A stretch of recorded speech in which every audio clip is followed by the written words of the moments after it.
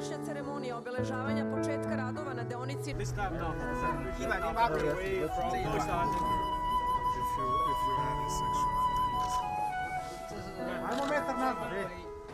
da ćemo u ovome da uživamo, da će ovo da znači i kroz izgradnju, a i kroz sve ono što ćemo posle toga da dobijemo viši životni standard za sve naše građane, veće plate, veće penzije, bolju budućnost za našu decu.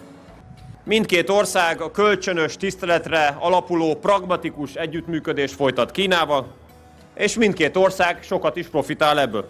Mint ahogy sokat profitálunk mindkét nemzet a Budapestet Belgráddal összekötő vasútvonal felújításából.